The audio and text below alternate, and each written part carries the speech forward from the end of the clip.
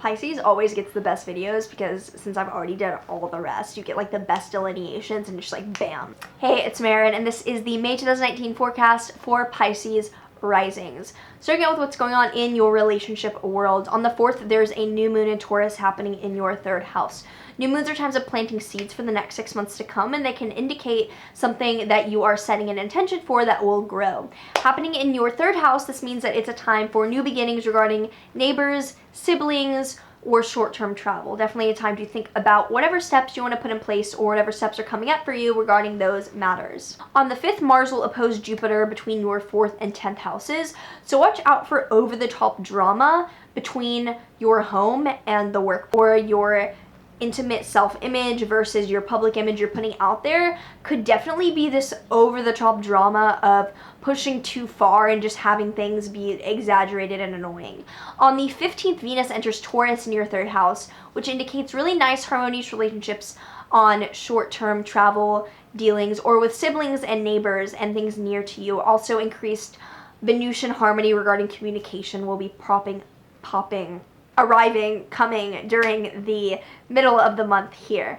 On the 15th as well, Mars enters Cancer in your 5th house. So Mars, especially if we were born during the day, can indicate some conflict or some strife. If you were born at night, it could be more constructive and just indicate some more energy going forth.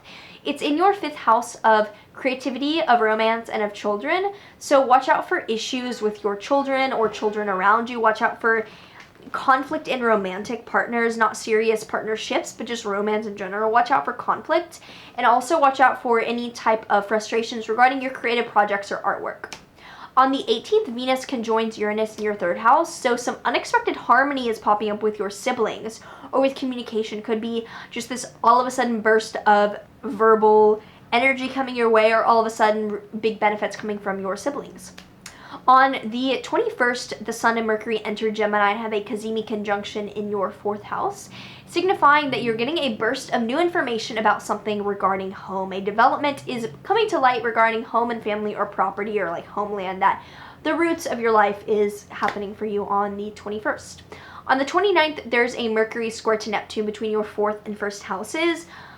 Be careful that you are not deceiving your family or that your family isn't deceiving you. Could also be regarding like property in your actual physical home. On the 30th, Venus will sextile Neptune, connecting your 3rd house and your 1st house in a really nice aspect of opportunity. So there's an opportunity for you to have a more harmonious, maybe dreamy sort of interaction with siblings or neighbors, or really creativity is really available to be harnessed with siblings or neighbors or in communicative efforts on the 30th.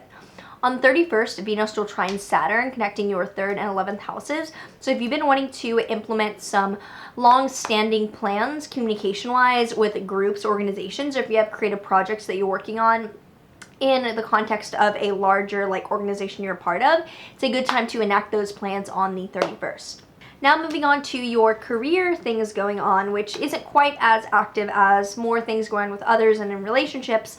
On the 2nd, Mercury will trine Jupiter and square Pluto, connecting your 2nd, 10th, and 11th houses. What this means is that money from work is going really well, like you're getting good reimbursement from the workplace and like possessions in terms of your public image. But friends and groups may be pressuring you. You may need to change the way that you are interacting with them regarding your financial matters, because there's some tension or manipulation going on regarding friends and groups versus your financial world. On the 9th, Venus will trine Jupiter and square Pluto in that same house configuration, which still signifying some ease and harmony in financial situations coming from work, but this lingering tension with friends regarding finances. Finally, on the 18th, there's a full moon in Scorpio in your 9th house, and full moons are times of culmination and completion for something that began 6 months ago in that area of our life. With it in your 9th house of long distance travel or education or spirituality, 6 months ago you may have begun a degree, you may have gone on a long distance foreign trip, or maybe you had the thought of going on a foreign trip, or a thought of starting a degree, or a thought of beginning a spiritual practice, or maybe you picked up a spiritual practice and there's a high point now regarding what began 9 months, 6 months ago in your 9th house matters. This month is highlighting a focus between maybe siblings or neighbors and your work and how those are connected, and also some need to get honest about financial matters and honest with family matters as well. So I hope this was helpful. I do private consultations at the link below. Like, subscribe, do all the things, and I will see you next month.